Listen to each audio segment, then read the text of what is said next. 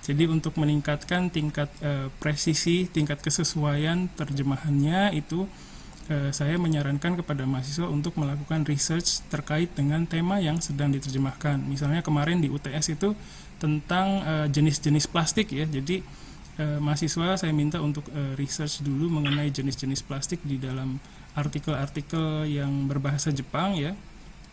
Dan kali ini saya pilih waktu UTS itu pilih plastik karena lebih mudah dicari informasinya, dan ada juga informasi-informasi mengenai plastik itu untuk anak SMP, anak SMA, jadi bahasa Jepangnya juga mudah dicerna begitu.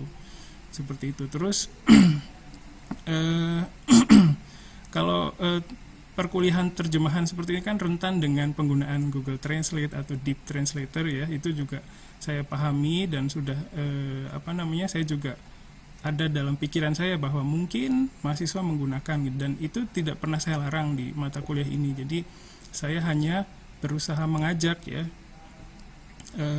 mari kita hindari untuk penggunaan aplikasi translator seperti itu, karena pada dasarnya kalau kita pakai aplikasi translator itu kita tidak memproduksi ya, jadi tidak memproduksi bahasa asing, tidak mereproduksi. Makanya kalau misalnya nanti nggak ada aplikasi tersebut, kepala kita tidak ada kemampuan produksi gitu ya.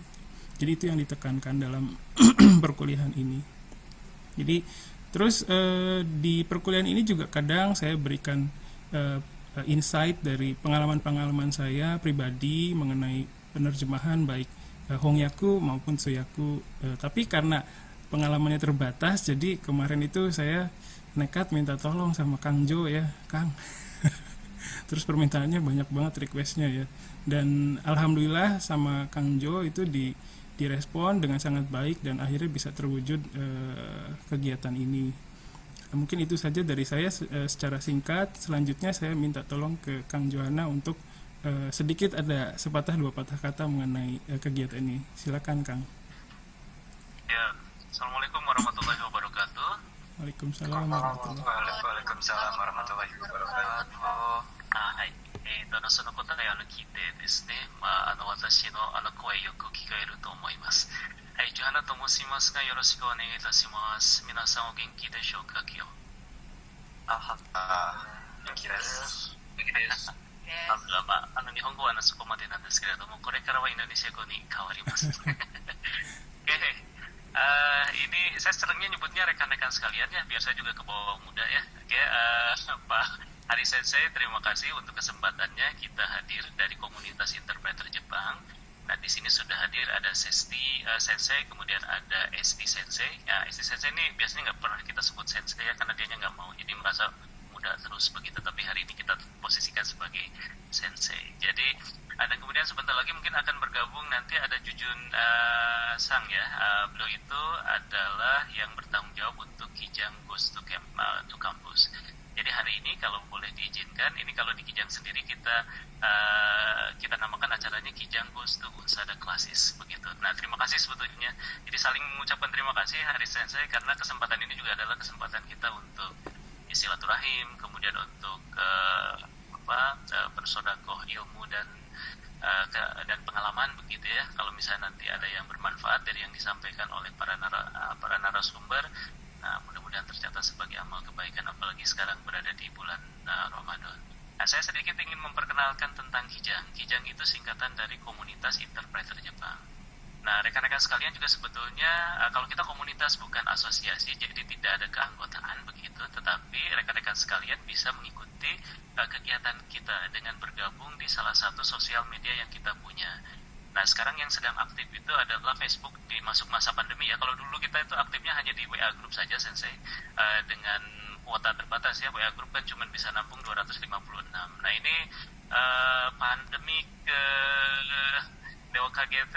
Nah, dengan ini berkahnya pandemi begitu, alhamdulillah kita lebih bisa mengaktifkan Facebook kita karena aktivitas kita lebih banyak online sekarang. Nah, rekan-rekan yang di Unsada di kelas ini juga sebetulnya boleh bergabung dengan kami di komunitas interpreter Jepang. Nah, kalau kami itu senang sekali membuat acara begitu untuk sharing dan lain sebagainya. Nah, ini sementara online dulu, kita memanfaatkan platformnya Facebook. Jadi boleh diikuti Facebooknya Forum penerjemah Jepang dalam kurung powered by Kijang. Nah, mungkin nanti bisa dituliskan di chat box, Esti-san. Nah, Esti-san di sini kebetulan beliau adalah humasnya kalau di kita di komunitas interpreter Jepang. Nah, ini ada ibu sekretariatnya, Ibu Sesti ini ibu sekretariat kita di komunitas interpreter Jepang. Jadi bisa gabung di situ, bisa mengikuti kegiatan-kegiatan kita. Hari Sensei juga sudah tergabung di FB ya, Hari Sensei. Kemudian kita juga ada Instagramnya kijang.network, dan kemudian kita juga ada websitenya penerjemah hyphen kalau nggak salah bahasa Jepang .com gitu ya, kalau nggak salah seperti itu. Silahkan diikuti jadi supaya dapat informasi dari kegiatan-kegiatan kami begitu. Nah, salah satu kegiatan kami adalah seperti yang sekarang dilakukan, Kijang Goes to Campus. Sudah beberapa kampus kita datangi, baik secara offline maupun online, sekedar untuk berbagi pengalaman, untuk berbagi insight, berbagi ilmu juga. Nah, keyakinan kami sih sebetulnya, ini saya pribadi ya, dulu zamannya kuliah, begitu sekian puluh tahun yang lalu, saya dari Unpad D3 waktu kuliah dulu ya, sama seperti rekan-rekan sekalian, belajar bahasa Jepang juga. Selama 3 tahun kita kuliah, Hari Sensei, itu saya belum pernah satu kali pun semasa kuliah itu ada praktisi yang datang gitu ya ke kampus, kemudian berbagi cerita, nanti bahasa Jepang kita bisa kita manfaatkan untuk apa gitu ya. Kita hanya tahunya bahwa kalau sudah bisa bahasa Jepang tuh nanti bisa kerja di perusahaan Jepang, bisa dapat penghasilan besar gitu, itu aja. Atau misalnya kalau kita cukup beruntung, cukup pintar, kita bisa dikirim ke Jepang untuk dapat beasiswa atau pertukaran pemuda seperti itu. Nah, tidak dapat informasi apapun gitu selain dari buku, selain dari dosen-dosen kita. Jadi sangat berharap sekali saat itu ada kakak kelas kita datang sekedar berbagi ilmu, pengalaman dan sebagainya. Tapi sayangnya mungkin belum difasilitasi saat itu. Nah, berkaca dari situ, saya menganggap bahwa kalau misalnya ada yang sudah jadi praktisi, kemudian kita jalan-jalan ke kampus, berbagi sedikit saja apa yang belum diketahui oleh rekan-rekan muda kita di kelas-kelas bahasa Jepang di universitas yang masih aktif belajar, mungkin begitu ya, ada manfaatnya. Jadi ketika kita mendapatkan tawaran dari Hari Sensei, gitu ya, nah sama sekali tidak merasa terpaksa, malah kita senang ya, inilah kesempatan kita untuk bercerita, untuk curhat apa yang biasa kita lakukan sehari-hari di tempat kerja kita ceritakan ke rekan-rekan muda yang ada di sini, mudah-mudahan bermanfaat. Itu saja perkenalan dari saya, Sensei hari ini. Nanti akan berbicara Sesti Sensei dan kemudian Esti Sensei ya. Kalau saya itu penonton saja. Mungkin di tengah jalan saya pamit duluan, ada kegiatan lain. Hari Sensei, arigatou gozaimasu. Ya. Terima kasih Kang Jo. Di sini juga sudah ada, tadi sudah kelihatan ada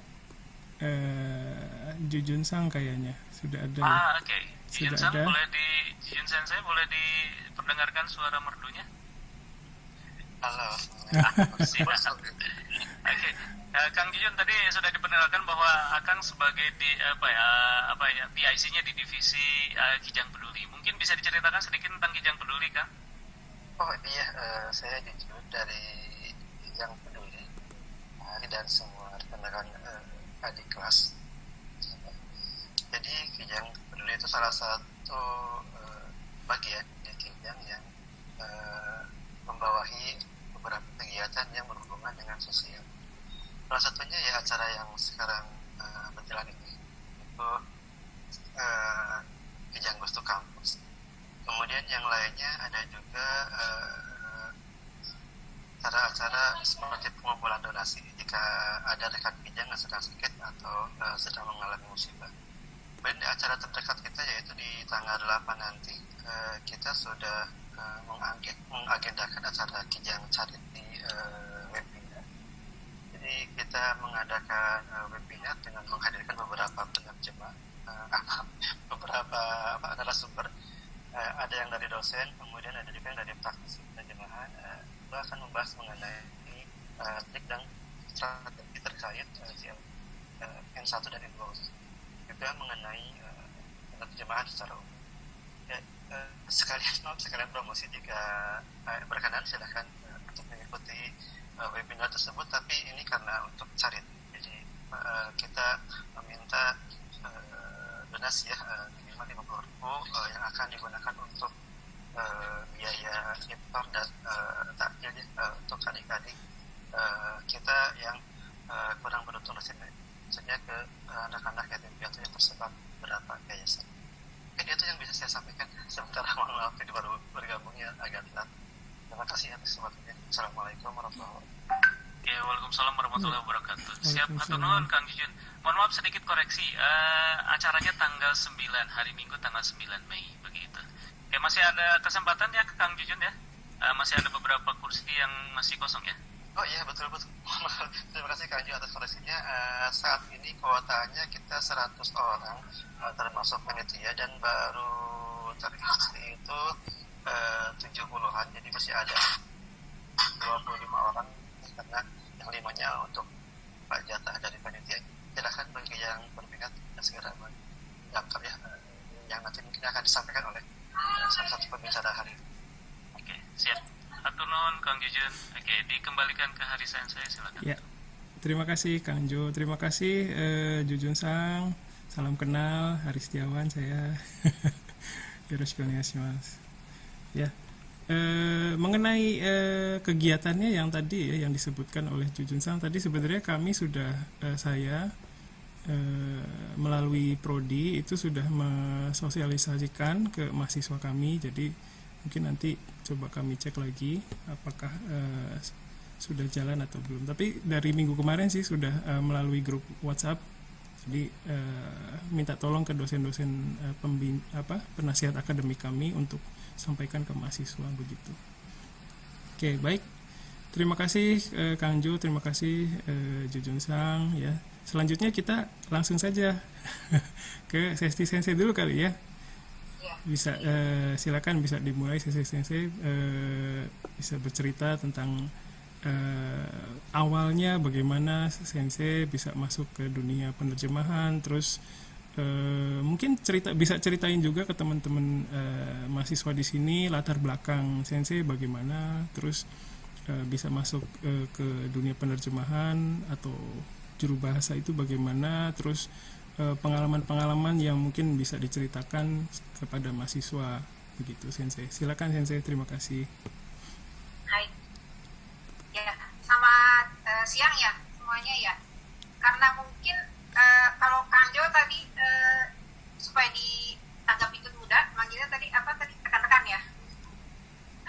Kalau saya tahu diri karena mungkin waktu saya masuk kuliah Unsada mungkin belum lahir ya. Adik-adik mahasiswa semua ya. Sebenarnya saya juga saya dan narasumber yang satu dengan Estisna itu kebetulan kita kuliahnya di Unsada juga. Waktu itu masih yang berlokasi di Komdak hari saja ya, mungkin pernah dengar ya. Iya. Jadi waktu itu Unsada masih terpisah ya, ada D3 dengan nama tersendiri, kemudian ada S1-nya. D3-nya dulu namanya Abam Lati Sakura. Jadi saya masuk D3 ya, waktu itu kuliah malam. Kemudian kebetulan setelah 3 tahun itu dapat beasiswa, dulu namanya masih Mombusyo. Sekarang juga namanya udah beda ya, kalau nggak salah ya, Gakusho ya, beda ya. Jadi dapat beasiswa 1 tahun kebetulan di Universitas Wacana Mizu di Tokyo.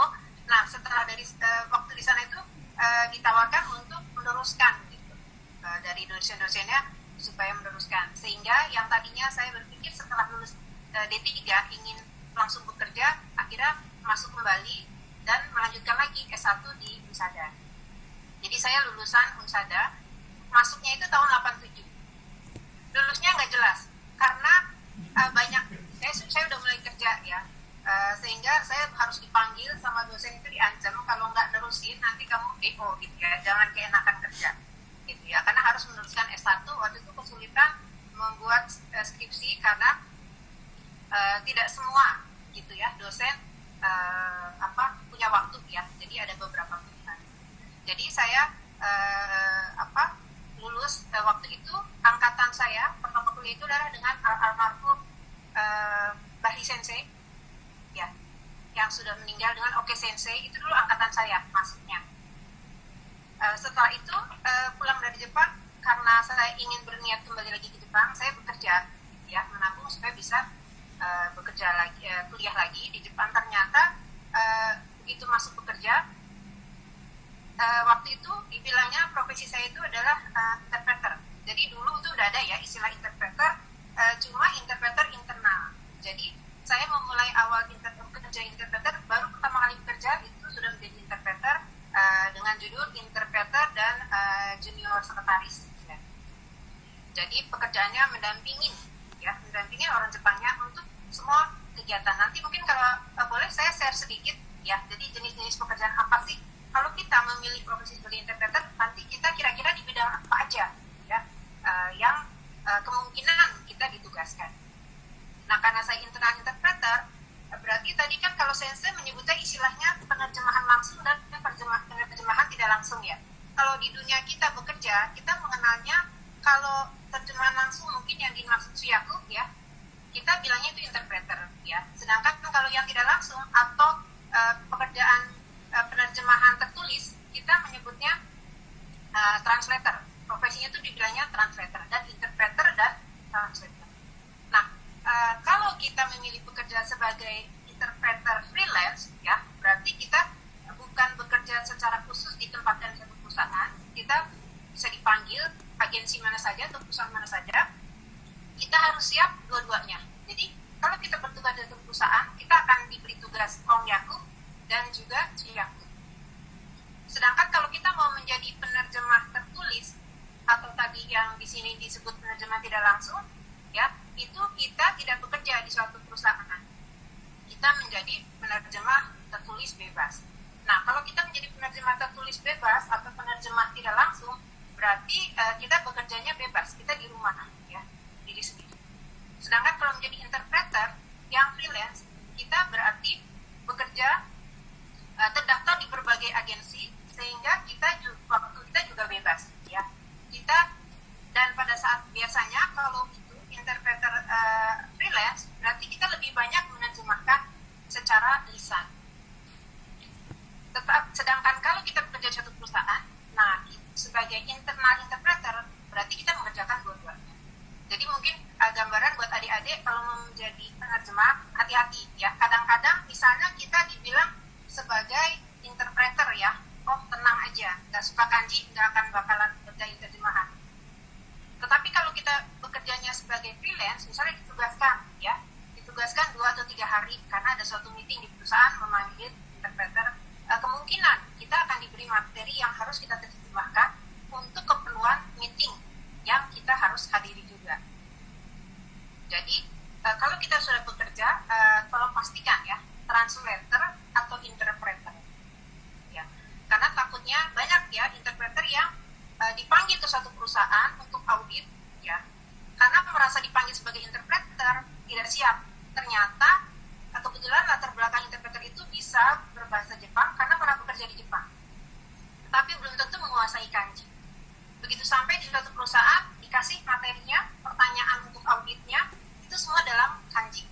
Sehingga begitu disuruh baca, nomor 1, silakan terjemahkan kesulitan, ya. Jadi mungkin itu yang mungkin kalau adik-adik yang di kuliah belum tahu gambarannya ya, kalau kita bekerja sebagai interpreter, apa yang akan kita hadapi. Itu saya sampaikan supaya nanti ada gambarannya. Jadi lebih minat kemana? Penerjemahan tertulis, ya, atau penerjemahan lisan, atau dua-duanya. Karena semua itu bisa dijadikan pilihan dan bisa kita jadikan pekerjaan yang cukup menghasilkan dan memang sangat menarik pekerjaannya. Oke, Hari Sensei, saya bisa share sedikit dokumen ya? Bisa Sensei. Silakan Sensei.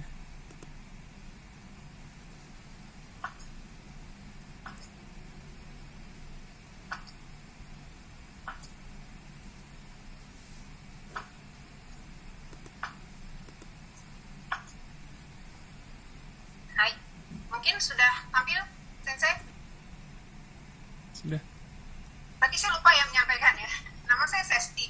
Jadi profesi saya sekarang adalah interpreter, translator juga. Jadi terima terjemahan tertulis juga, terjemahan lisan. Saya juga pengajar bahasa Jepang, tapi saya ada lembaga sendiri. Saya sempat mengajar di Unsada ya selama 3 tahun. Tetapi berhenti karena menyerah dengan dulu kemacetan total ya yang disebabkan oleh jalan tol Jakarta Cikampek. Ya, sehingga sekarang saya profesinya adalah interpreter freelance, ya, juga pengajar di lembaga kursus. Hai. Jadi kalau kita sudah bekerja menjadi interpreter, profesi sebagai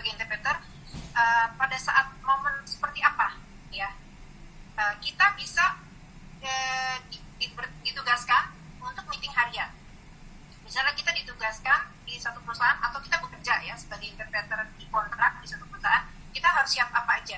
Jadi bisa juga meeting dari pagi ya, atau meeting ada masalah atau meeting rutin ya. Kemudian ada wawancara, yang dimaksud wawancara bisa juga untuk kepentingan perekrutan karyawan. Ini juga sangat beda ya. Kalau meeting harian, mau nggak mau kita harus bisa mengikuti pembicaraan. Kadang-kadang di meeting harian itu orang bisa berdebat, ya, bisa berantem, marah-marah, gitu ya. Jadi kita harus ikut, nggak boleh kehilangan fokus. Karena kalau misalnya mereka berdebat dengan cepat, kita nggak bisa mengikuti, mungkin kita akan kesulitan menerjemahkan.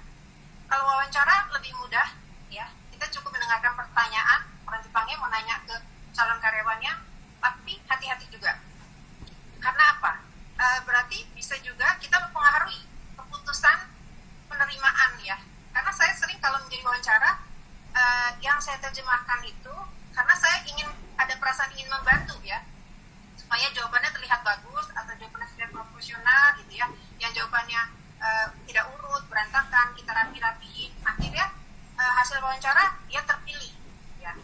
Tetapi nanti setelah pendalaman lebih lanjut ya, ternyata sebenarnya kurang memenuhi. Jadi terlihat sepele wawancara ya, tetapi kita harus benar-benar sebenarnya profesional, tidak usah ikut di dalam alur itu, atau tidak usah berusaha membantu kandidat dari interview ya. Kemudian training juga agak susah, karena di training ini kadang-kadang materinya sangat teknis atau sangat mendalam ya. Kadang-kadang trainingnya orang Jepangnya memegang materinya dalam slide-nya tentu dalam bahasa Jepang ya, sedangkan si peserta sudah memiliki materi yang bahasa Indonesia, sedangkan kita interpreter baru terima materi di hari pada waktu kita jadi pelatihan. Jadi kita bisa ketinggalan informasi karena yang mendengarkan training sudah punya contekan dalam bahasa Indonesia, sedangkan kita baru saat itu diberi ya. Kadang-kadang kita diberinya mungkin adalah materi bahasa Jepang. Kemudian instalasi mesin ini tantangannya pertama tentu kondisinya kita misalnya harus ikut berpanas-panasan, berdiri gitu ya, mungkin berjam-jam. Jadi ini menarik, mungkin yang laki-laki tertarik ya instalasi mesin, bahasanya nggak terlalu resmi ya, nggak seperti di dalam training gitu ya, atau di meeting-meeting gitu ya. Mungkin lebih suasananya juga lebih santai gitu ya. Ada juga yang seminar ya. Seminar ini mungkin kemampuan kita berbicara di depan umum, kepercayaan diri ya. Tiba-tiba saya pernah ikut teman katanya mau jadi interpreter seminar gitu. Saya tadinya diajak biar lihat aja katanya, biar ada teman. Ternyata yang bersangkutan mengundurkan diri begitu sudah di depan audiens gitu ya, karena grogi, karena tiba-tiba orangnya 200 di dalam hotel gitu. Nah kita harus menggantikan gitu. Ini perlu juga kepercayaan kita berdiri di depan umum ya. Mungkin Kang Jo ini salah satu juga biasa ya menjadi penerjemah sebagai merangkap sebagai MC atau yang berbicara di depan umum yang banyak ya. Jadi kalau yang malu berdiri di depan umum, bayangkan kalau kita bekerja di satu perusahaan, tiba-tiba ada briefing untuk seluruh karyawan ya. Jadi kita berdiri di depan, mungkin karyawan ada 1000 gitu ya, berjajar di depan gitu ya. Nah itu memungkinkan begitu kita menjadi interpreter, kita harus siap apa saja yang akan mungkin kita hadapi ya. Kemudian ada namanya business matching. Business matching ini jadi ada sekumpulan misalnya organisasi di Jepang datang gitu ya untuk melakukan pembicaraan bisnis. Jadi kita akan mendampingi perusahaan-perusahaan di Jepang untuk menjembatani dengan perusahaan-perusahaan di Indonesia yang ingin bekerja sama. Itu namanya business matching. Juga ada audit. Audit bisa audit keuangan, bisa audit ISO ya, bisa audit macam-macam. Audit juga kita tantangannya tersendiri ya, karena ini biasanya materinya sangat detail. Kemudian biasanya ada argumen ya, karena auditor dan yang diaudit mungkin akan banyak dalih, kemudian harus cari dokumen, harus menyajikan. Jadi kita benar-benar harus fokus kalau untuk audit ya. Kalau kita salah terjemahan bisa menimbulkan masalah pada hasil penerjemahan ya. Atau misalnya kita salah menerjemahkan sehingga yang diaudit tidak bisa menyajikan data yang benar ya, karena ditanyanya A mungkin diterjemahkan B, dia menyajikan data C, akhirnya menjadi masalah, menjadi lebih rumit ya. Kemudian ada RUPS, rapat umum pemegang saham. Ini juga sangat menegangkan ya, karena yang datang pasti pemilik-pemilik perusahaan gitu ya, misalnya dari Jepang yang hadir di Indonesia juga pemilik-pemilik perusahaan ya. Biasanya di sini ada persetujuan pembagian dividen atau misalnya ada suatu kebijakan yang dijelaskan. Ini juga tantangannya sangat besar ya.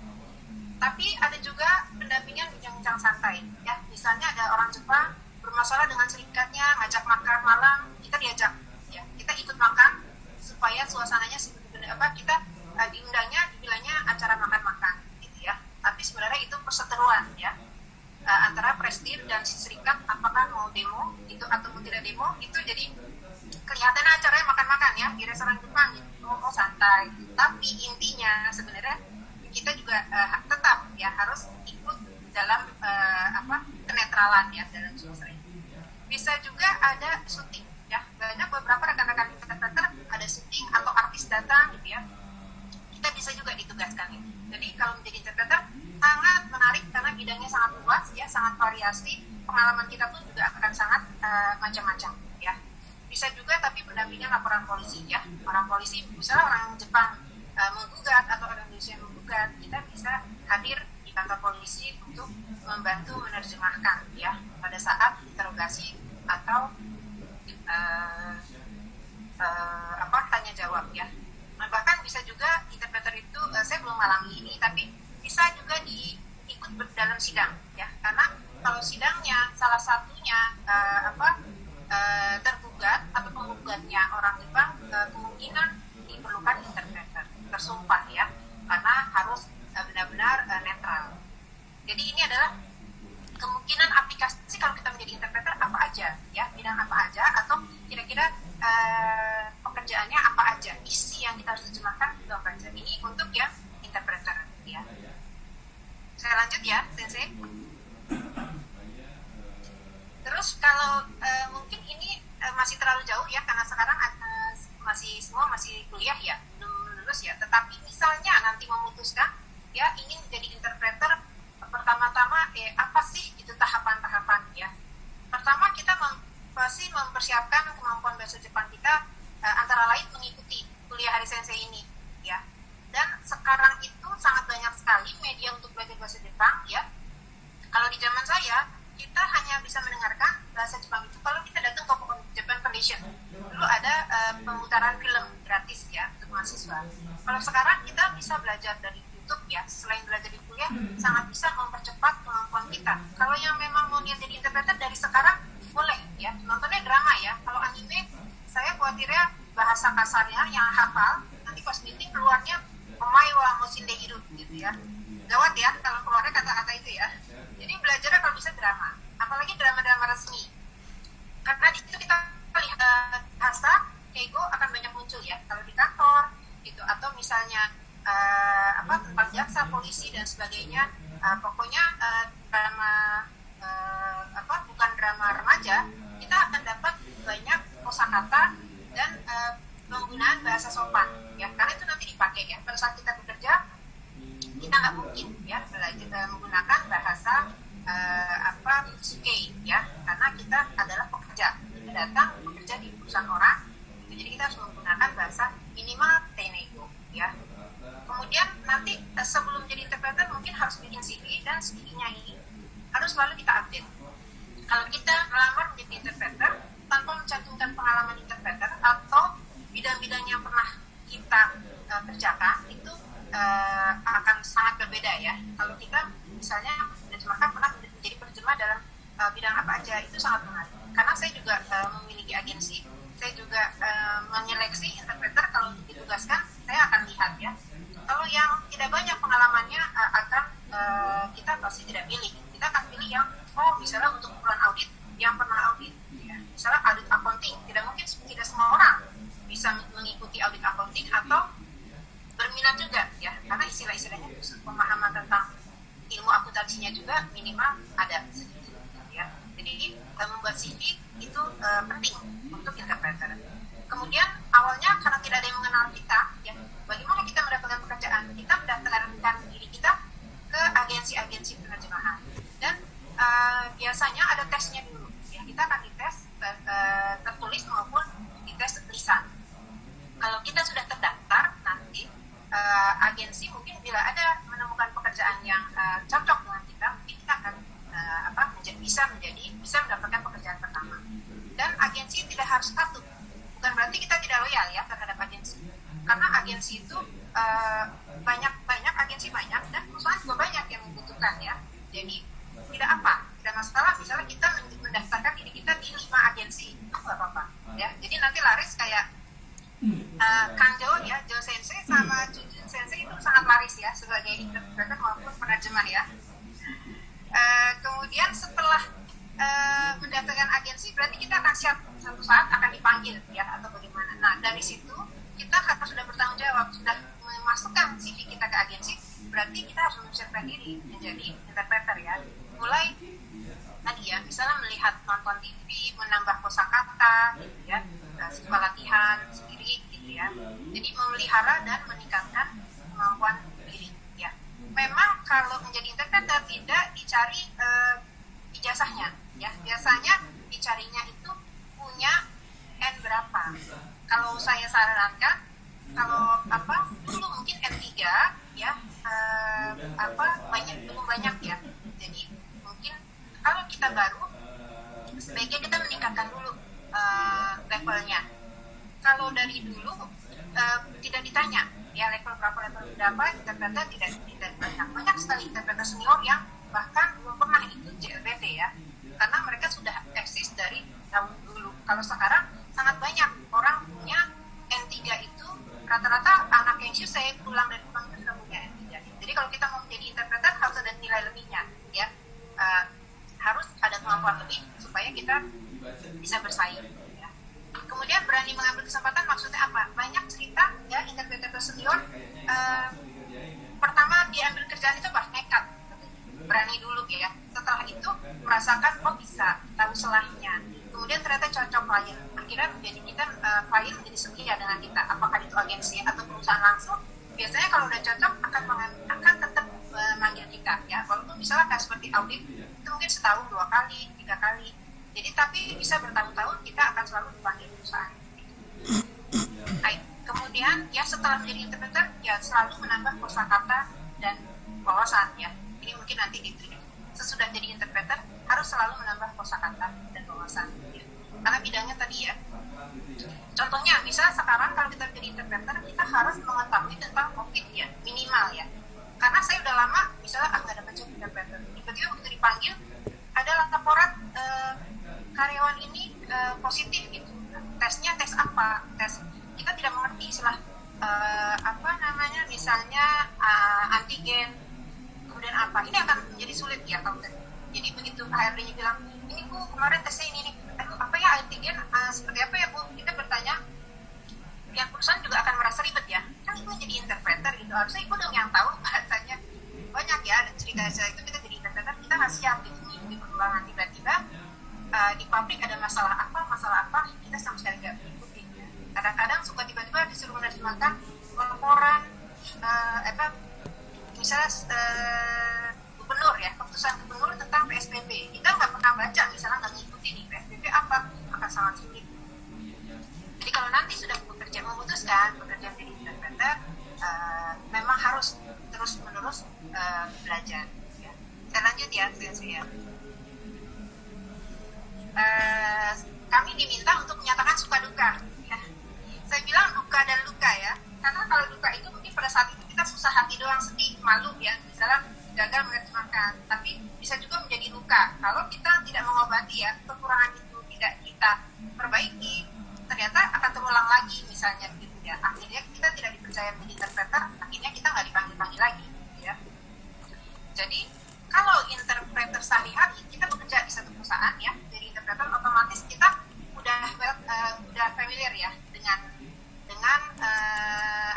siapa yang akan harus meeting, departemen apa, minimal kita tahu ya. Tapi kalau kita menjadi interpreter freelance belum tentu kita tahu bidang apa. Kadang-kadang cuma dipanggil 3 hari gitu ya. Ada meeting ya. Ternyata meetingnya misalnya mengenai teknis perusahaan mesin dan sebagainya, kita tidak dikasih tahu kan mesin apa.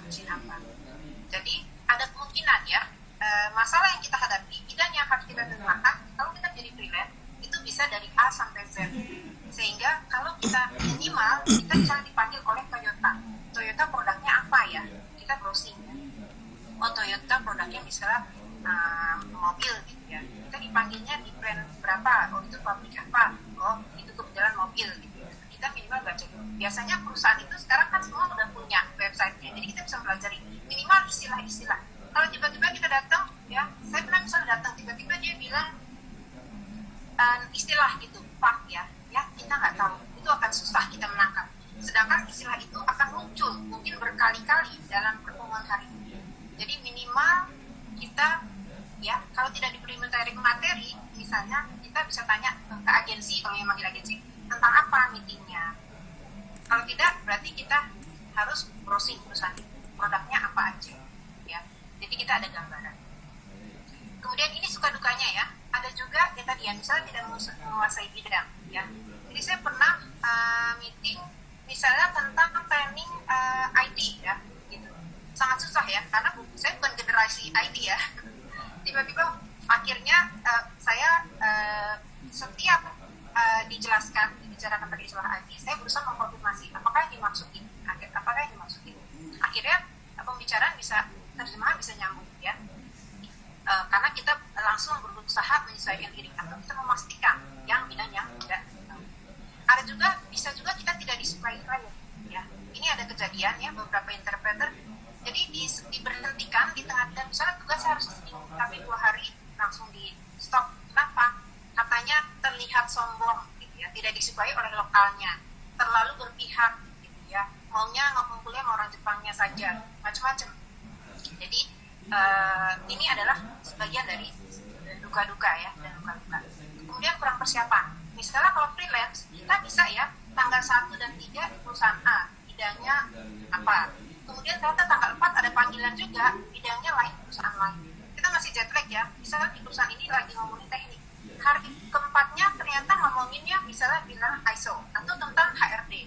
Kadang-kadang kita harus cepat menyesuaikan ya, jadi istilahnya bisa sama soalnya Pak. Jadi misalnya ada istilah kurma, karena kita habis di Toyota, kita pikir kurma mobil dong, ternyata ini perusahaannya perusahaan lift. Jadi saya bilang mobilnya bergerak, terusnya itu bukan mobil, kurma itu artinya kalau dalam lift misalnya bagian apa ya, panel di alat itu yang memang bergerak. Saya merasa malu ya, karena kan kurma semua orang juga tahu kurma mobil, tapi kurma di industri otomotif atau di industri lain itu belum tentu misalnya istilahnya artinya sama. Jadi kita itu kurang persiapan, itu bisa membuat masalah. Salah kostum juga bisa ya. Salah kostum misalnya acaranya audit ya, jadi kita pakai jas, pakai sepatu, pantofel, ternyata auditnya di pabrik ban. Kita harus mengikuti untuk survei keliling pabrik ban. Terjemahan belum selesai, kakinya kita udah lecet ya, karena kita nggak mau studi kan, malas studi kan. Dibilang audit, harusnya kita bisa tanya auditnya di ruangan atau harus ke gemba, karena sangat beda ya. Audit di ruangan dan audit ke gemba, pakaian kita juga disesuaikan. Jadi kita nggak ribet dengan harus membuat jasnya harus dibuka, dipasang, dibuka. Itu juga merupakan suka dukanya interpreter ya. Kalau tidak mau studi kurang. Kalau tadi kan Hari Sensei kan mengatakan untuk menerjemahkan tulis perlu riset ya. Lisan pun perlu riset ya, perlu riset. Minimal kita bertanya ya, akan gemba atau akan lapangan gitu ya, sehingga kita bisa menyesuaikan. Kemudian tidak bisa menguasai forum dan situasi. Misalnya kita meeting, ini ada perseteruan, orang Jepangnya berantem dengan orang Indonesia. Kita bagaimana? Nah, kita harus netral, juga tenang, karena kalau tidak bisa, kita mungkin suara kita terjemahan nggak terdengar ya, karena misalnya mereka ngomongnya udah teriak-teriak ya, atau saling memaki mungkin ya, kita mungkin terjebak dalam situasi ya. Tapi kalau saya membicarakan luka-lukanya ya, takutnya nanti adik-adik jadi nggak minat ya, jangan ya. Saya sampaikan yang kira-kira bisa menetralisir ya, yang tadi suka dan duka kalau sekarang suka citanya ya. Pertama, penghasilannya sangat memadai gitu. Sensei, kalau hanashi wa shite mo ii desu ka? 1日いくらとかもらえるという話はしていいですか？ぜひぜひぜひ。そうです。はい。Nanti jadi penerjemahan tertulis maupun penerjemahan lisan itu menarik biayanya ya. Kalau karena saya sebagai agensi customer selembar itu misalnya 250.000 untuk pasangan Indonesia ke Jepang, dan Jepang ke Indonesia itu 200.000. Jadi kalau kita menerjemahkan 10 lembar berarti udah dapat 2 juta ya. Kalau ini bagi agensi ya. Kalau yang mengerjakan mungkin akan lebih sedikit. Sedangkan bagaimana rate untuk menjadi, saya bisa mengatakan penghasilan memadai karena bisa satu hari bisa misalnya 3 juta itu untuk level N2 ya, sampai 1,5 juta sampai 3 juta. Sedangkan kalau level di atasnya mungkin ya ada beberapa teman yang misalnya untuk penerjemahan tertentu dia bisa dibayar 5 juta ya, gitu. Mungkin penerjemahan itu mungkin ada ide yang kenal bilangnya simultanis ya. Kalau simultanis itu berbicara dalam masa depan dalam waktu yang bersamaan kita harus menerjemahkan juga, itu rate-nya sangat tinggi. Jadi tadi kan Sensei bilang penerjemahan langsung dan tidak langsung. Kalau di dunia kita, di interpreter, penerjemahan langsung itu adalah yang disebut simultanis itu ya. Biasanya di seminar-seminar, jadi memakai booth, kita memakai headset karena supaya kita bisa tidak terdistract ya dengan penerjemahan lain. Kalau tidak langsung, kalau di dunia interpreter itu dibilangnya penerjemahan Chibuji. Jadi orangnya bicara sampai selesai, baru kita menerjemahkan. Kita nggak berbicara dalam waktu yang sama. Ada waktu jeda untuk kita mendengar dulu, setelah selesai itu bicaranya baru kita menerjemahkan. Itu interpreter penerjemahan yang tidak langsung. Jadi kita mengenal tadi penerjemahan lisan dan penerjemahan tulisan ya kalau di industri penerjemahan. Kemudian peluang usaha dan jenjang karir. Ya biasanya kalau kita meniti karir sebagai interpreter, kita akan dipercaya ya oleh pimpinan karena terbiasa diajak untuk meniti tinggi. Ada kemungkinan kita bisa ditawarkan untuk suatu pekerjaan ya. Atau kalau kita sebagai interpreter misalnya tamu dari luar selalu datang menggunakan jasa kita, kira kita bisa dijadikan untuk perwakilannya ya. Jadi ada juga lulusan ada juga interpreter juga yang saya kenal memegang beberapa seperti semacam lisensi gitu ya. Karena mereka menitipkan.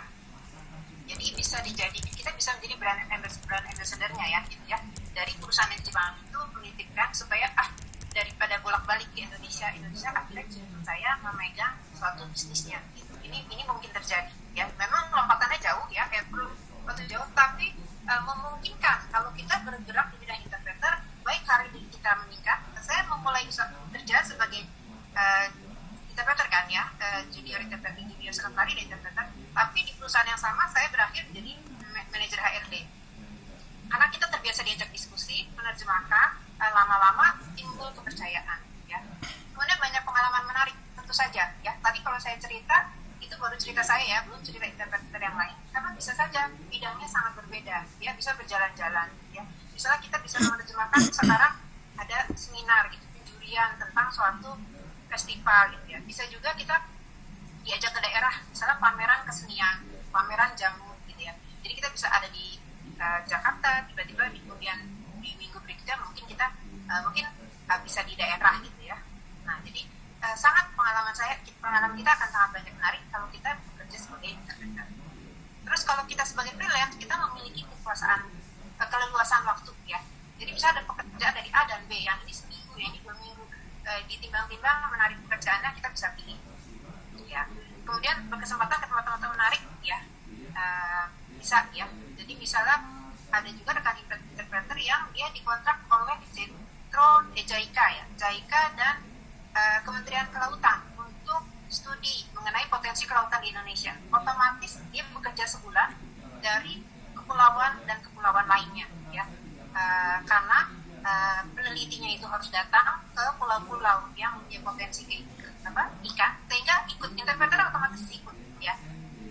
Berkesempatan ke tempat-tempat menarik, kesempatan belajar banyak bidang ya sudah tentu, karena kita harus menerjemahkan berbagai bidang, otomatis kita ikut mempelajari ya. Kalau itu pabriknya pabrik makanan, kita jadi belajar tentang makanan. Pabriknya pabrik mobil, kita jadi minimal sedikit tahu ya tentang mobil ya, karena waktu menerjemahkan kita banyak mendengar kan. Jadi ini adalah sukacitanya kalau kita menjadi interpreter, kesempatannya luas, penghasilannya lumayan, kesempatan belajarnya juga terbuka. Hai, mungkin saya sampaikan di sini karena saya fokus untuk yang interpreter ya, yang penerjemahan lisan ya, atau yang istilahnya kalau di perkuliahan penerjemahan langsung ya. Kalau untuk penerjemahan tertulis mungkin di sini ada Kang Jujun ya. Kang Jujun memang lebih fokus pada penerjemahan tertulis, sehingga mungkin bisa membantu nanti atau menjelaskan atau mungkin pada saat sesi tanya jawab. Dari saya sekian, Sensei, mungkin bisa dilanjutkan dengan Esti-san atau bagaimana? Ya, terima kasih Sesti Sensei. Jadi dari pembicaraannya Sesti Sensei tadi, kita juga bisa memastikan pentingnya untuk mencari tahu dulu gitu ya Sensei ya, tentang pekerjaan yang akan kita lakukan, betul ya. Terima kasih Sensei ya. Oke, mungkin dari Esti bisa cerita lagi mengenai pengalamannya ya. Onegaishimasu. Ya. Semua, jadi tadi udah dijelaskan panjang lebar ya oleh Sesti Sensei tentang profesi suyaku ya, atau juru bahasa. Kalau di kita mengenalnya suyaku itu juru bahasa, sedangkan hongyaku itu penerjemah. Jadi berbeza. Nah, saya sendiri mungkin di sini nggak akan masuk terlalu jauh, mungkin akan cuman share pengalaman saya saja sejauh ini setelah lulus dari Unsada sampai dengan menjalani profesi sebagai suyaku ya. Saya lebih ke juru bahasa ketimbang penerjemah. Dua-duanya tuh sama-sama punya kesulitan dan keunikan tersendiri ya. Kalau saya karena lebih suka ngomong ya, saya orangnya ngomong dulu baru mikir ya, jadi kayaknya lebih seneng untuk suyaku daripada penerjemah ya, karena kalau penerjemah kan harus rapi kata-katanya gitu kan. Nanti mungkin akan dijelaskan lebih detailnya oleh Jisung. Saya tuh dari lulus Unsada, terus kemudian karena pada saat zaman saya waktu itu, seperti tadi yang Sesti Sang sampaikan, akses untuk ke bahasa Jepang itu tidak semudah sekarang gitu, dan informasi itu sama sekali tidak terbuka seperti sekarang gitu. Harus datang ke GM, nanya-nanya ada beasiswa apa enggak, gimana caranya, mau minjem buku juga kayak gitu. Walaupun perpustakaan kita di Unsada sepertinya sekarang sudah cukup lengkap, tapi dulu tuh perpustakaan tuh saya jarang banget menjamah ke sana ya, kecuali pas deket-deket skripsi. Baru deh rajin ke perpustakaan. Nah, karena lulus dari Unsada S1 sastra Jepang, tapi ngomong mah nggak bisa. Ya, makanya saya nekat waktu itu memutuskan untuk lanjut ke Jepang. Di Jepang saya pertamanya ngambil di Hongo Gakko, itu 1,5 tahun di Hongo Gakko dulu di sana. Kebetulan waktu itu setelah saya berangkat, tahun kemudian apa setengah tahun kemudian itu baru Hari Sensei ikut ya. So, kalau Hari Sensei mah dia dari beasiswa ya Sensei ya. Ya. Terus setelah di sana 1,5 tahun di Nihongo Gakko, kemudian saya memutuskan udah di Jepang nih, mau lanjut S2 tadinya, tapi saya mikir lagi, S2 jurusan yang bisa diambil kayaknya terbatas deh. Mumpung di Jepang nih, S1 lagi aja deh gitu. Akhirnya saya L1 lagi ngambil jurusan commerce, bisnis, dengan saya maunya itu Hokusai Bijinesu ya, bisnis internasional. Nah, setelah selesai saya nggak selesai sih, saya cuman sampai tahun ketiga atau semester ke-6 di sana, karena harus balik ke Indonesia. Alasannya karena ekonomi ya, itu mahal kan di sana ya, karena saya nggak dapat beasiswa, saya biaya sendiri. Nah, setelah balik ke sini ke Indonesia, pekerjaan pertama saya itu sebagai Japanese speaking staff, itu di JICA, itu di accounting support. Nah, di pekerjaan sebagai Japanese speaking staff itu karena saya beberapa kali pindah perusahaan dan berbagai macam posisi, menempati berbagai macam posisi, itu sedikit banyak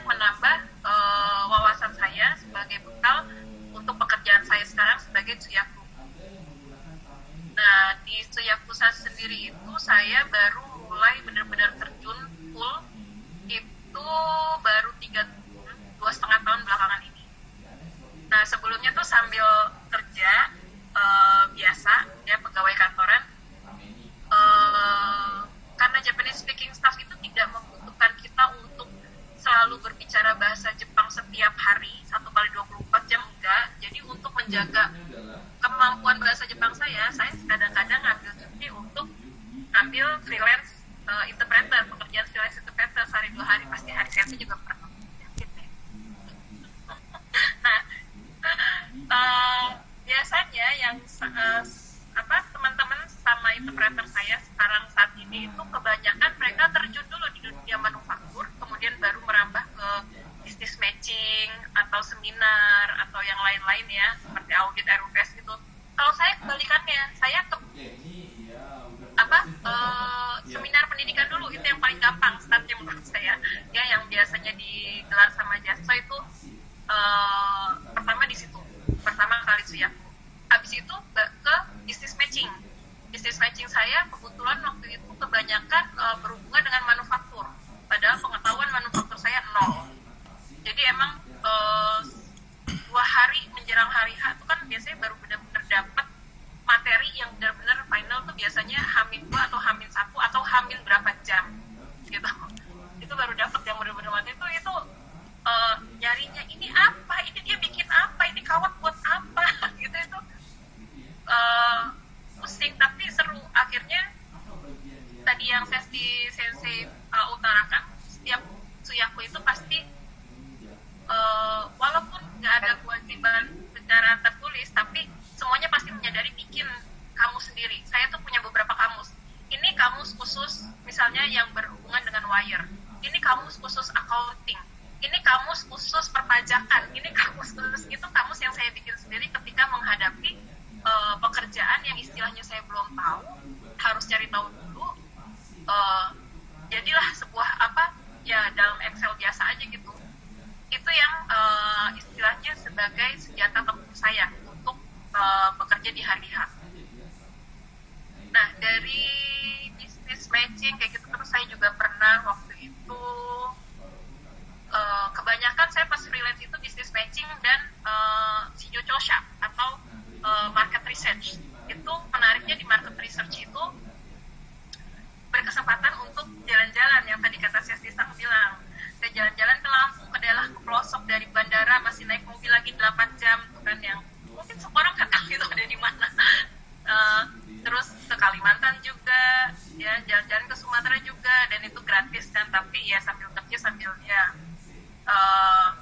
bisa jalan-jalan itu. Nah, kemudian pernah juga untuk instalasi mesin, dan juga waktu itu ke Bali. Saya ke Bali 3 hari 3 malam itu untuk mendampingi sebuah perusahaan travel yang dia mau merger, dia mau beli perusahaan travel lokal yang memang ekonominya tidak bagus waktu itu. Wah, itu saya sebelum berangkat ke Bali itu saya meeting dulu sama teman saya yang orang accounting dan orang pajak karena untuk mencari tahu ini apa sih, ini apa. Saya dikasih materinya tapi nggak ngerti istilah accounting dalam bahasa Indonesia aja, saya nggak ngerti, nggak paham, apalagi disuruh ke bahasa Jepangnya. Nanti mereka mendiskusikan istilah-istilah itu kan yang saya nggak ngerti. Kadang kayak apa ya contohnya, kayak APAR gitu kan, account payable itu apa, itu bahasa apa kan. Itu kayak itu juga nggak ngerti. Utang itu yang mana, piutang itu yang mana, terus ini kewajibannya mesti apa, terus apalagi yang mau dicek. Itu beneran saya kayak kursus singkat 2 hari sama teman saya yang orang accounting dan orang pajak, karena itu emang harus karena mereka mau merger, mereka harus benar-benar waktu itu yang memang yang pas saya kedapatannya itu memang membahas soal kondisi keuangan mereka. Jadi dicek benar-benar finance-nya gimana, pajaknya gimana, ada yang nyangkut apa enggak, masih ada utang yang tersisa apa enggak, piutangnya bagaimana. Itu semuanya belajar tuh cuma 2 hari. Dan itu pun saat Hongbang itu masih ada yang lupa, atau ada yang kemarin gue gak belajar ini apa nih, itu akhirnya saya harus tanya lagi, maaf saya nggak ngerti ini istilah ini apa artinya Pak. Saya nanya dulu bahasa Indonesianya, ini apa Pak maksudnya. Oke. Terus karena saya nggak ngerti istilah itu dalam bahasa Jepangnya, akhirnya saya menerjemahkannya artinya jadi dari A itu adalah ini begini. Jadi saya nggak langsung dalam bahasa Jepang ini, enggak, tapi paparannya yang saya terjemahkan karena nggak ngerti istilahnya. Nah, habis itu selesai saya kerja. Saya mau nyombong dikit, nggak apa-apa ya Sensei ya? Menyombong dikit, keunggulan dari belajar bahasa apapun itu, terutama bahasa Jepang yang memang pernah saya pelajari itu adalah kesempatan kerja yang lebih banyak.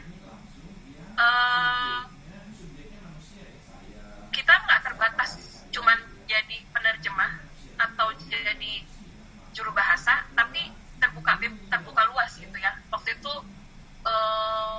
saya jadi accounting bisa karena mereka butuh, ya udah yang penting lu bisa bahasa Jepang. Soal accounting nanti belajar pas sudah masuk. Terus megang travel. Waktu itu travel saya kerja sebagai yang bikin quotation untuk travel agent Jepang. Jadi travel agent Jepang minta quotation untuk tour ke Eropa misalnya. Nah itu kita yaritorinya atau yaritori apa sih bahasa Indonesia ya? Kontak-kontakannya itu menggunakan email dalam bahasa Jepang dan bahasa Inggris. Nah di situ juga kebutuhannya mereka nggak nyari yang punya pengalaman di bidang travel, enggak, tapi mereka hanya mencari yang bisa bahasa Jepang. Kalau untuk detail pekerjaannya dipelajari nanti setelah masuk. Kemudian setelah itu saya pindah lagi, itu jadi business planning supervisor terakhir jabatan saya itu. Nah itu pun nggak ngerti ini business planning ngapain gue nggak ngerti. Ternyata business planning kerjanya nggak jauh-jauh dari kerjaan travel saya kemarin, ya masih ada travel koordinator, tour koordinator juga, event koordinator juga. Dan menariknya di situ mereka cuma butuh yang bisa bahasa Jepang. Lo nggak ngerti soal travel, lo nggak ngerti soal event, lo nggak ngerti soal editor majalah, karena di situ salah satu pekerjaan tanggung jawab saya jelas sebagai editor majalah internal. Terus kemudian juga karena editor majalah internal juga menyediakan goods atau barang-barang yang harus kita desain dengan logo perusahaan, kayak itu tas, baju. Lo nggak ngerti desain nggak apa-apa, bisa dipelajari nanti pas udah masuk. Yang penting satu bisa bahasa Jepang aja dulu. Nah itu makanya kesempatan orang-orang yang mempelajari bahasa itu jauh lebih terbuka luas gitu ya kalau pengalaman saya selama ini. Dan dari situ, dari pekerjaan itu saya bisa jalan-jalan keliling dunia gratis karena dibayar perusahaan ya. Saya ke Amerika, ke Eropa, ke Jepang, bolak-balik ke Jepang tiap tahun, itu gratis semuanya. Belajar bahasa. Nah setelah dari situ baru deh saya mulai terjun di dunia interpreter. Terjun di dunia interpreter juga ini salah satu pelopornya yang ngejorokin saya ke dunia interpreter itu yang tadi Johanna Sensei ya. Johanna Sensei yang dorong saya, yang udahlah sayang bahasa Jepangnya kalau Japanese speaking staff kan nggak begitu dipakai, sayang nanti hilang loh, mendingan terjun aja jadi interpreter langsung yang in-house interpreter masuk ke manufaktur. Kamu kan belum pernah. Ya sih, ya udah akhirnya jadi karyawan lulus pakai agensinya saya. Jadi karyawan juga masih sering bolos untuk ngambil kerjaan di luar. Kan lumayan sekarang saya buka ya. Kalau di Jakarta saya dapat business matching dari agensi Jakarta ya. Banyak agensinya macam-macam. Itu satu hari 8 jam itu bayarannya dari 1,7 sampai 2,5. Pas saya ke Bali waktu itu bayaran saya perharinya 3 juta belum sama transport dan akomodasi, itu mereka yang tanggung. Itu menariknya, padahal kalau dibandingkan sama Sesti Sang, Jujun Sang apalagi sama tadi Kang Jo atau Johanna Sensei, saya nggak ada apa-apanya, masih remahan repeyek lah. Bayangkan aja berapa penghasilan mereka sebagai interpreter dan juga penerjemah atau translator. Nah setelah masuk di dunia sebagai in-house interpreter itu gajinya lebih banyak lagi. Kalau freelance yang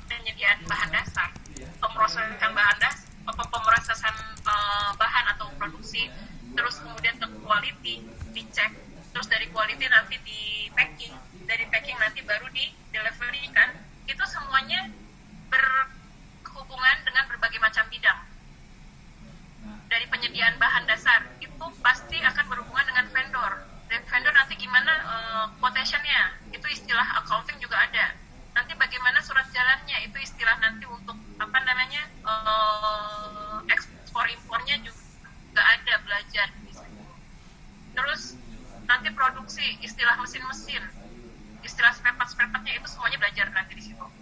Jadi memang belajarnya itu ya nanti pas terjun di dunianya itu. Tapi beda dengan kalau freelance itu belajarnya harus sebelum hari H kita udah harus membekali diri kita sendiri gitu. Nah mungkin itu aja sih yang saya bisa sampaikan. Mungkin kalau untuk penjuru bahasaan atau translator atau Ong Yakusha itu dari Jujun Sang akan lebih menyampaikan secara komprehensif lagi, karena beliau juga termasuk yang aku keras di agensi luar negeri, malah bukan dalam negeri aja maksudnya. Ya. Ya. Oke, terima kasih Esti ceritanya. Jadi kita sempat bareng di Jepang ya Esti ya. Anda kan nggak punya teman dulu di Jepang. Ya. Terima kasih ya. Mungkin waktunya ada sedikit lagi untuk Jujun Sang bisa cerita dari sudut pandangnya mengenai profesi ini. Apa bersedia bisa ngobrol Jujun Sang? Bisa saja sih Pak, tapi mohon maaf saya tidak ada persiapan sama sekali. Oh, nggak apa-apa.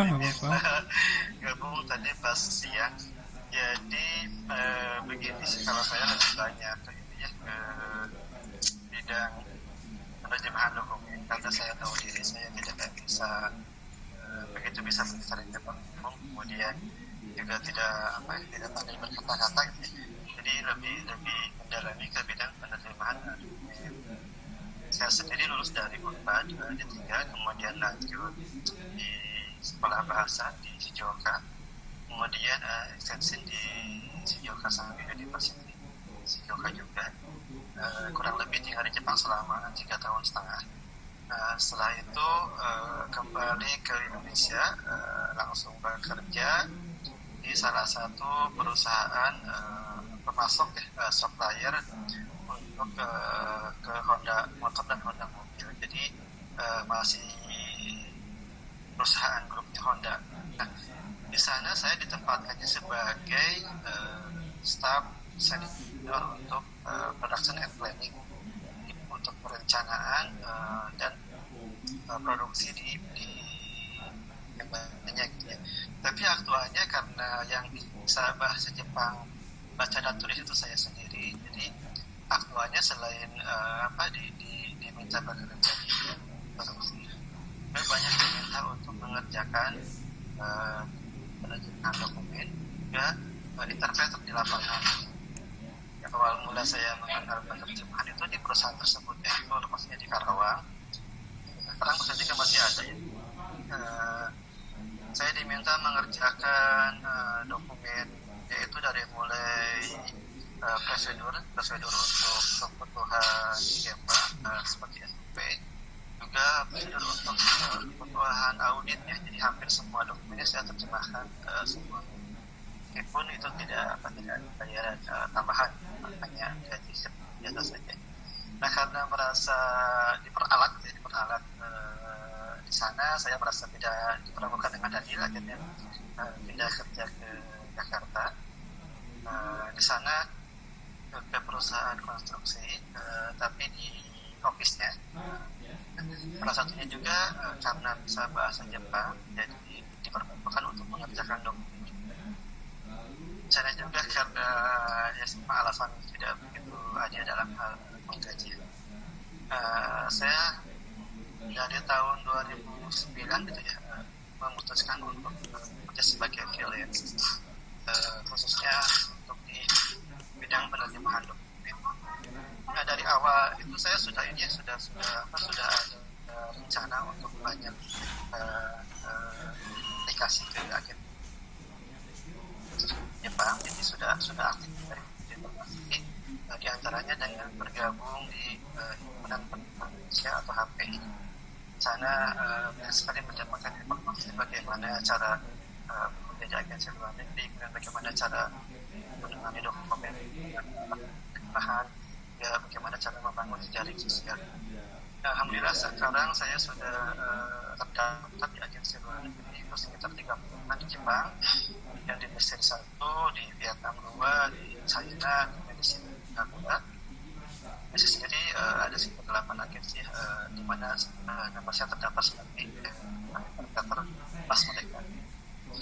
Baik, saat ini saya sebenarnya sedang bekerja ya di salah satu perusahaan elektronik di Epson, di Epson ya, langsung sebutkan di Epson di Engine gitu. Karena ini karena Jepangnya sedang Golden Week, jadi saya minta cuti dulu semasa Golden Week tersebut. Di sana saya sebagai interpreter kontrak. Pekerjaannya apa?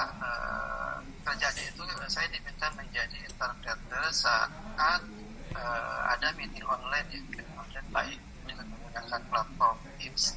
Nah, karena meeting itu cuma sehari 2 kali atau 3 kali yang durasi 3 jaman, lebihnya kan 5 jamnya itu untuk mengerjakan dokumen video, dokumen. Dan itu bukan ke bahasa Indonesia tapi ke bahasa Inggris, jadi lumayan menguras tenaga dan waktu kita. Mungkin itu yang bisa saya sampaikan, sekedar sharing bagaimana awalnya menjadi penyanyi.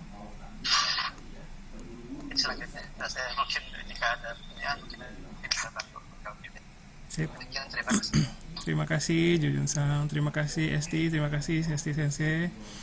Ya, jadi dari kegiatan ini semoga kita bisa mendapatkan sudut pandang yang lebih bervariasi ya mengenai profesi ini. Jadi tadi juga Esti Sang juga sudah cerita ya bahwa belajarnya itu setelah masuk kerja begitu ya. Jadi bukan berarti sebelumnya kita harus punya macam-macam. Itu juga penting sih, mempersiapkan diri tadi juga sudah disebutkan, tapi setelah kita terjun ke dunia bekerja sebagai penerjemah atau interpreter atau translator, itu posisi badan kita ketika belajar itu sangat penting sekali. Jadi kalau misalnya jadi belajarnya itu nggak berhenti gitu ya. Jadi seperti itu. Jadi bukan berarti harus sudah ada dulu ya di kepala semuanya, tapi ya dijalani, dipelajari sambil menjalani pekerjaan sebagai translator tersebut atau interpreter ya. Baik.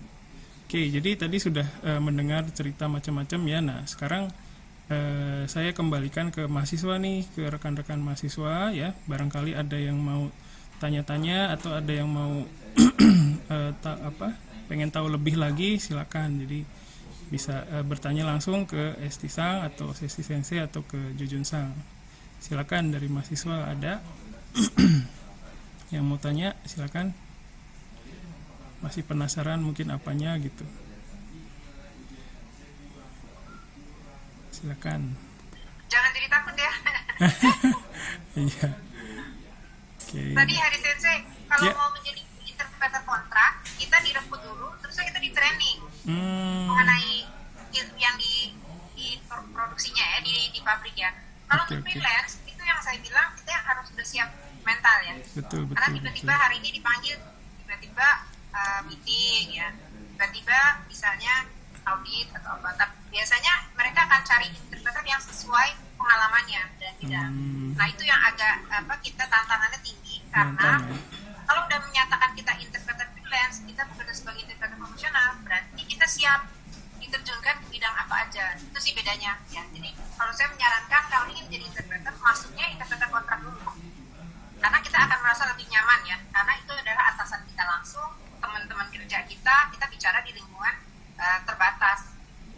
Paling bagus terjunnya ke masuk jadi Japanese speaker dulu, baru interpreter kontrak, baru ke freelance. Itu tahapannya ya kalau berdasarkan pengalaman saya. Sip, terima kasih Esti Sensei. Silakan dari teman-teman mahasiswa, silakan, jangan malu-malu. Selamat siang. Silakan Wawan. Saya mau tanya ini sih Sensei. Kan tadi Sensei bilang tentang kalau mau masih baru lulus gitu jadi penerjemah kontrak dulu. Tapi kalau misalnya kita mau jadi freelance langsung itu, kira-kira untuk koneksinya itu kita untuk bisa dipanggilnya gimana Sensei? Kita tadi yang saya bilang, kita siapin CV dulu, terus kita mendaftar ke agensi-agensi penerjemahan. Biasanya kita boleh datang, ya misalnya apa, Selna Jaya atau JAC, terusnya ada Temstar, Fuji dan sebagainya ya. Jadi kita daftar, nanti kita dites. Nanti setelah kita dites, ya kita tinggal tunggu gitu ya. Kita akan dipanggil atau tidak. Kalau untuk awal sih, menurut saya kalau untuk belajar dari sekarang, saya jauh ini organisasi penerjemah itu udah banyak ya. Selain bidang ada Abdi, kemudian ada juga di Facebook ada beberapa gitu. Itu boleh ya untuk minimal kita punya teman gitu ya yang bergerak di bidang yang sama. Yang paling efektif ya itu kita masukin sebagai kita ke agensi. Berarti penting untuk join agensi gitu. Ya, karena kan orang tidak mengenal kita gitu ya. Sedangkan agensi adalah tempat di mana perusahaan membutuhkan interpreter. Mereka misalnya, oh kami butuh interpreter misalnya untuk dengan spesifikasi seperti ini gitu ya, untuk tanggal sekian. Biasanya agensi akan menelpon nih. Estisa bisa nggak tanggal sekian, ada klien yang minta gitu. Susah bisa nggak, biasa gitu. Jadi semakin kita punya banyak agensi, kemungkinan kesempatan mendapatkan pekerjaan itu banyak. Cuma kalau kita belum ada pengalaman, mungkin agak susah ya. Mungkin bisa dari dapat dari kenalan gitu ya. Atau tadi ya dari komunitas juga biasanya mungkin kadang-kadang gitu minta tolong. Ada biasanya interpreter itu karena mempunyai beberapa agensi, mendaftarkan di beberapa agensi, bisa dipanggil dalam waktu yang bersamaan gitu ya. Jadi kadang-kadang dia supaya tidak kehilangan koneksi dengan agennya itu, biasanya dia suka, mau saya cari nggak teman saya, kadang-kadang gitu ya. Jadi yang penting kita masuk dulu ke komunitas ya, agensi dan komunitas. Jadi ada kemungkinan kita akan dikenal atau ditawarkan ya, atau minimal jadi backup gitu ya, diminta menggantikan itu untuk awalnya ya. Terima kasih. Ya, terima kasih Wawan ya. Saya juga dulu pernah sih punya pengalaman daftar di JAC waktu itu. Terus sempat dapat pekerjaan, ngajar bahasa Indonesia juga pernah, terus interpreter juga pernah, jaga pameran juga pernah. Seperti itu sih. Silakan yang lain. Ya, sambil ya silakan ada sambil ya silakan. Halo, perkenalkan nama saya Arya Gandhi. Saya mau bertanya ke siapa aja. Maaf, saya kan sebelumnya sudah pernah translate itu ya kayak anime sedikit dan game dalam bahasa Jepang ke bahasa Indonesia. Itu bisa nggak sih dimasukin dalam CV untuk ya hitung sebagai pengalaman pribadi untuk biar bisa ya dikenal orang ini udah ada pengalaman di bidang translate. Terima kasih. Terima kasih Arya. Ini jawab. Silakan yang silakan. Baik, saya coba bantu jawab. Lebih idealnya sih request dari lembaga yang berbadan hukum, tapi bisa aja itu sebagai pengalaman pribadi dan dibuat dibuat dokumentasinya. Jadi jika nanti diminta mana buktinya, sudah ada bukti ini. Tapi kalau yang diminta oleh agensi itu saat kita mendaftar adalah track record atau pengalaman kita, resume kita selama ini mengerjakan apa aja. Itu dari yang mereka minta itu adalah dari lembaga yang berbadan hukum, jadi bukan atas nama pribadi. Baiknya sih seperti itu, tapi nggak apa-apa untuk lembaga sendiri itu dicantumkan dan disiapkan buktinya gitu ya. Jika nanti suatu saat mereka minta buktinya, ini udah ada Berarti itu namanya portofolio ya? Iya, betul portofolio, atau kalau dalam bahasa Jepang itu hongyaku sekihyo. Jadi di sana list dokumen yang pernah kita kerjakan apa aja, Nah, kalau bisa serahin sih siapa yang memintanya, kapan selesainya. Kalau secara pribadi itu tulisannya nggak Bisa saja sih, cuma ya itu tadi kan saya bilang harus disiapkan buktinya. Jadi takutnya mereka nanya mana buktinya yang kamu kerjakan ini berapa, jadi diminta bukti. Ya, oke. lanjut. Kira-kira ya, oke ya, baik. Makasih Arya udah dapat gambarannya ya. Jadi kalau misalnya nerjemahin anime, nah mungkin animenya itu bisa di-upload ke YouTube pribadinya, tapi jangan dipublikasikan gitu ya, di privacy, terus di-share itunya di linknya di portofolionya, mungkin seperti itu kali ya. Oke, terima kasih Arya, terima kasih Jujun Sang. Silakan yang lain ada lagi? Mumpung ini yang punya pengalaman banyak ini ada di sini semua. Kalau tanya sama saya terbatas. Saya Silakan. menambahkan hari saya Ya. terkait yang tadi yang melamar kemana aja. Saya juga di CAC dari tahun 2008 sampai 2013. Saya melamar waktu itu untuk 2 interpreter dan translator, tapi yang lulus cuma translatornya aja, karena kebetulan waktu itu yang interpreternya di tesnya sama orang Jepang. Jadi minta baca pamflet yang isinya banyak kata-kata. Jadi saya kurang begitu paham mengenai istilah pariwisata, jadi tidak lulus. Jadi lulusnya di bidang translator, dan alhamdulillah setelah daftar 2 minggu kemudian dapat order ya lumayan besar, sekitar belasan juta ya. Itu harus dikerjakan selama 2 bulan dan selesai. Jadi saat itu langsung terus menerus sampai tahun 2013. Silakan yang lain mahasiswa, mungkin ada yang penasaran sama pekerjaan ini, silakan bisa menggali ilmu. Ya, oke, mungkin jam-jam rebahan sih sebenarnya ini ya. Maaf ya, saya mau bertanya lagi. Silakan Wawan ya. Saya sih sebenarnya masih bingung, saya kira-kira mau jadi translator apa, jadi interpreter atau jadi penerjemah langsung, penerjemah tulis gitu. Kira-kira untuk mengetahui kita itu lebihnya kemana itu gimana sih? Soalnya saya itu orangnya lebih suka ngomong, tapi saya punya kelemahan, saya itu agak gagap kalau terlalu banyak ngomong. Abis itu kan saya orangnya kalau ngomong tuh cepet gitu, mau cepet gitu, jadi kayak mungkin itu kekurangan saya. Apakah itu saya bisa pelajari untuk bisa mengurangi itu, atau saya lebih baik menjadi penerjemah tulis saja?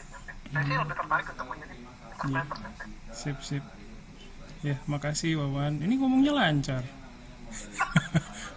Mengada-ngada ini Wawan ini. Enggak juga sih. Iya. Saya kadang suka. Ngerti. Bercanda, sorry. Tapi ya itu ya, tadi kalau ngomong dalam bahasa asing itu kan banyak dipengaruhi sama unsur psikologi segala macam ya. Mungkin di awalnya mungkin bisa gugup ya, jadi panik gitu ya. Tapi kalau lama-lama ya mungkin bisa terbiasa gitu mungkin ya. Mungkin dari yang lain bisa memberikan pandangannya untuk Juriawan. Silakan dari ST mungkin, atau Sesi Sensei atau Jujun-san, silakan. Dari saya sedikit mungkin ya. Kalau sekarang itu banyak sekali orang mencari karyawan dengan embel-embel Japanese speaker. Apalagi itu istilahnya ya. Japanese speaker adalah seperti tadi ST bilang, yang penting bisa bahasa Jepang dan mau kerja. Di bidangnya bisa misalnya untuk GA, untuk GA gitu ya, atau untuk purchasing, atau untuk di bagian produksi, admin produksi gitu. Jadi yang penting Anda bisa bahasa Jepang, Anda masuk makan. Itu aja. Itu menurut saya itu juga satu awal karir ya. Karena pasti tidak diharapkan, tidak dituntut kemampuan kita selevel interpreter gitu. Mungkin tes tertulis sedikit, wawancara dalam bahasa Jepang, tapi itu bisa menjadi awal. Karena kalau kita menjadi Japanese speaker, kita hanya menggunakan bahasa Jepang kita pada saat diminta ya. Nanti awal karirnya mungkin kalau jadi Japanese speaker kita jadi GA, tiba-tiba disuruh ngurus pasportnya orang Jepang, kita mendampingi orang Jepang di imigrasi. Kita perlu ya bahasa Jepang, tapi sedikit tarafnya, dan kita ada persiapan mental. Misalnya besok kamu anterin mister ini ya, misalnya ke rumah sakit dia udah sakit misalnya ngantri, kita sedikit ada persiapan ya, tapi itu awal dari kita berani menggunakan bahasa Jepang dan frekuensinya masih sedikit. Nanti setelah Japanese speaker, kita sambil belajar nih istilah-istilah produksi, istilah-istilah pabrik, istilah bidang kita, misalnya di GE kita tahu istilah GE, kalau di purchasing mungkin misalnya tahu di ekspor impor gitu ya. Jadi kita bisa mencantumkan tuh di CV kita. Nah, saya waktu pertama kan jadi internal interpreter, jadi otomatis saya menjadi interpreter untuk segala bidang di pabrik itu ya, dari merebut karyawan, bongkar mesin, mendampingi orang Jepang ke kantor polisi atau ke imigrasi atau RUPS. Nah itu saya tuliskan di CV saya. Jadi begitu saya menjadi interpreter internal, CV saya langsung lengkap ya. Padahal itu saya waktu itu sebagai freelance. Saya mengatakan saya pernah meeting RUPS. Itu mungkin nilainya jadi tinggi ya, karena nggak semua orang pernah ikut dalam rapat umum pemegang saham. Padahal karena waktu itu sebagai saya memang karyawan di situ, saya sekretaris perangkat interpreter, otomatis saya yang jadi manajemen. Nah kayak gitu. Jadi mulai awal, kalau tadi masih bingung, Wawan Sang ya, jadinya Japanese speaker dulu, masuk ke perusahaan Jepang yang memang mencari orang yang bisa berbahasa Jepang. Dari situ kita memulai karir, karena pasti dikit-dikit kita otomatis ya baca ya. Mungkin kalau orang Jepangnya misalnya kartu asuransinya kita disuruh terjemahin karena untuk diminta untuk mengajukan ke imigrasi misalnya ya, atau dokumen keluarga misalnya ya, kadang-kadang suruh terjemahin. Orang Jepang menikah dengan orang Indonesia, kita disuruh terjemahin gitu. Jadi Japanese speaker itu boleh dipilih sebagai awal karir kalau nanti mau jenjangnya jadi interpreter atau translator, karena mengerjakan dua-duanya ya, walaupun sedikit. Ya. Nah, Terima kasih Sensei. Terima kasih. Ada lagi mungkin tambahan dari Jujun Sang atau Esti Sang, silakan. Tambah tadi yang disampaikan Sesti Sensei itu mungkin menurut saya tepat sekali, karena saya juga mengawali karir saya sebagai Japanese speaker. Di situ juga kalau tadi Wawan Sang bilang agak gagap kalau ngomong di depan umum gitu atau ketika berbicara. Justru pas jadi Japanese speaking staff atau Japanese speaker itu jadi terlatih tuh, tiba-tiba saya pertama kali ngomong di depan umum sebagai Suyakusa yang tidak resmi itu pas lagi jadi Japanese speaking staff atau Japanese speaker. Tiba-tiba direktur saya ngomong gini sajanya, saya mau meeting sama member, kamu yang terjemahin karena nggak ada lagi yang bisa bahasa Jepang selain kamu. Waduh, nggak pernah punya pengalaman ngomong di depan umum, di depan member-member yang mereka punya penghasilan tinggi-tinggi gitu, maksudnya istilahnya orang yang berkuasa lah gitu. Jadi kayak gimana nih, tapi justru itu sebagai latihan. Awal udah hancur lebur nggak karuan, terus tapi untungnya Sancho saya juga pengertian, udah nggak apa-apa, ini pengalaman sebagai pengalaman aja buat belajar, nanti nextnya diperbaiki lagi. Jadi secara tidak langsung beliau juga mengasah kemampuan saya untuk public speaking gitu. Nah jadi langkah awal sebelum beneran terjun full sebagai interpreter freelance ataupun interpreter freelance itu adalah dengan masuk sebagai Japanese speaker atau interpreter in-house yang tadi saya Sang bilang. Ya. Terima kasih Esti Sang. Mungkin ada tambahan dari Jujun Sang mungkin? Menambahkan sedikit saja sih kalau masalah apa tadi suka gagap ketika berbicara lengkap ya. Sebenarnya sih itu bisa dilatih ya, karena kan masih muda, masih darah muda, masih menggemuk ya sebenarnya. Itu bisa dilatih, semakin banyak jam terbang, semakin terbiasa dengan pola berbicara yang teratur dan sampaikan dengan baik. Kemudian ini aja sih, jangan sampai dilupakan bahwa jika kita sudah mendeklarasikan diri sebagai penerjemah, itu tanggung jawabnya bukan hanya di interpreter saja ya, tapi image di luar, image user kita itu, jika kita sudah menyatakan diri sebagai penerjemah, mereka menganggap kita itu bisa menerjemahkan di sana, menerjemahkan tulisan. Seperti kita mengambil jalur sebagai interpreter harus bisa menerjemahkan dokumen. Nah, tidak selamanya kita akan diminta berbicara gitu, tapi di waktu-waktu tertentu juga kita harus siap dengan kondisi ketika diminta untuk menerjemahkan. Itu sih. Oke, terima kasih Jujun Sang. Ya, sama-sama. terima kasih banyak. ya mungkin kadang kita juga ada kecenderungan mengidentifikasikan atau menilai diri kita sendiri atau kadang merendahkan diri kita sendiri ya kadang ya. Jadi mungkin Wawan ini kali perasaannya aja gagap gitu, sebenarnya enggak gitu. Jadi jangan saya tuh orangnya gagap. Nah, itu mungkin jangan bilang begitu kali ya. Jadi jangan mengidentifikasi diri sendiri dengan hal-hal yang negatif, menurut saya sih begitu sih. Ya, terima kasih atas ya. Terima kasih. Nah, ini waktunya sudah sudah habis. Nah, ini mungkin satu pertanyaan lagi kali ya dari mahasiswa, silakan. Saya mau bertanya lagi. Silakan. Maaf, saya mau bertanya lagi. Tadi kan sesi dan sesi saya juga bilang ya untuk jadi Japanese speaking ya. Japanese speaking itu harus bisa bahasa Jepang.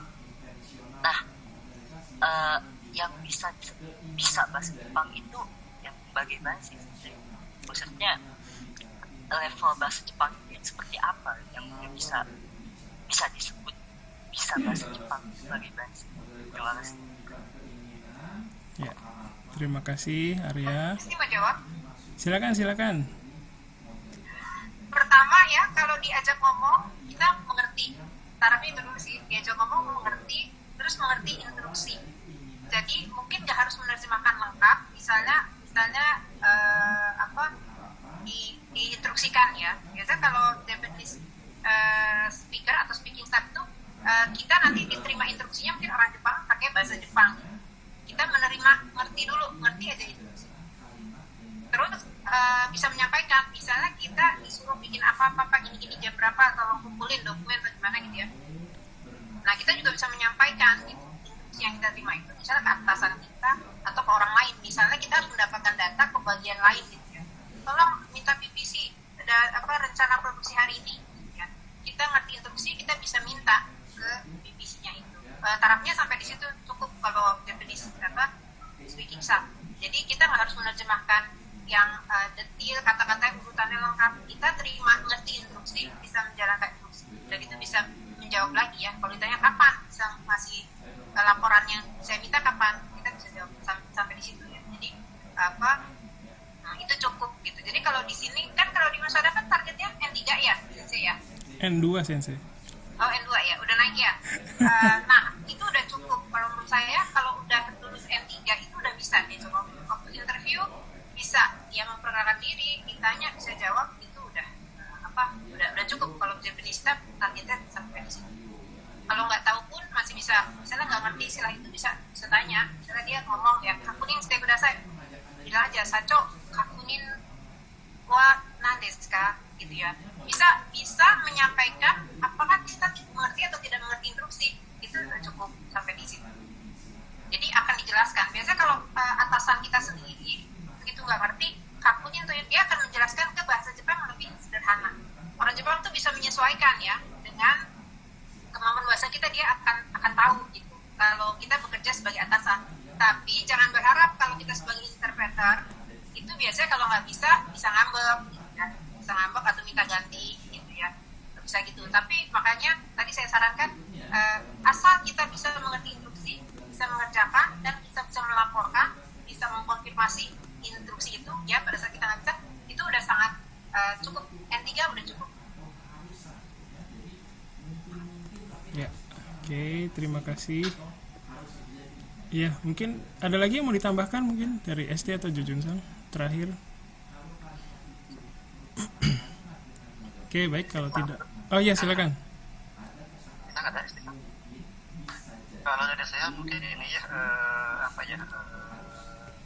membiasakan diri berbicara dengan orang Jepang. Selama ini ketika saya kuliah di Unpad juga kesempatan itu sangat jarang sekali. Jadi itu sangat penting ya untuk melatih kepercayaan diri jika kita berbicara berkomunikasi dengan orang Jepang.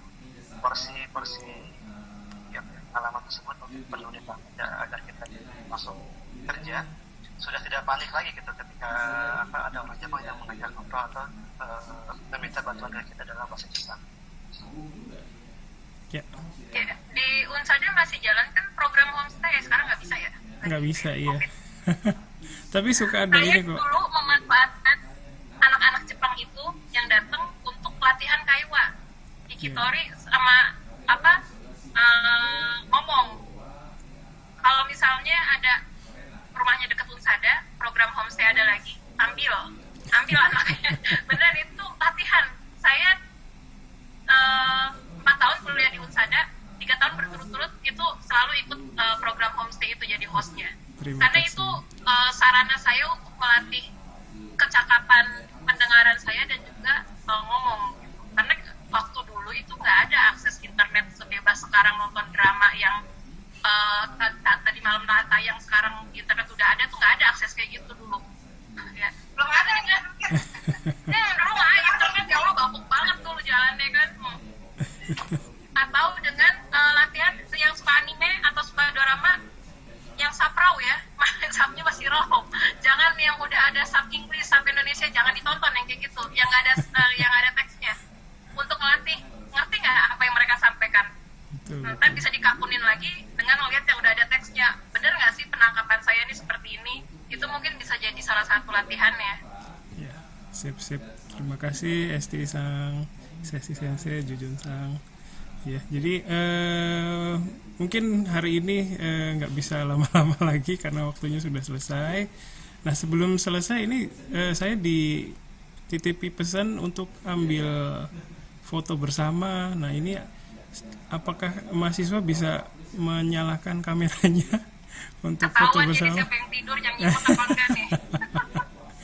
Yang bersedia silakan dinyalakan kameranya supaya bisa saya ambil fotonya ya. Oke, terima kasih banyak. Wah, hisashiburi desu ne, minasan no kao mite, ureshii desu. Soalnya kalau kuliah saya tuh nggak pernah saya minta nyalain kameranya. Iya, hisashiburi desu, domo. Ureshii desu ne. Oke, sebentar saya ambil dulu fotonya sebentar. Wis, Jadi ada yang lagi jadi tamunya di fokus itu kayaknya. mantap Bayu. Bentar, saya ambil dulu ya fotonya. Hai. Sebentar agak lemot ini. Aduh. Oke.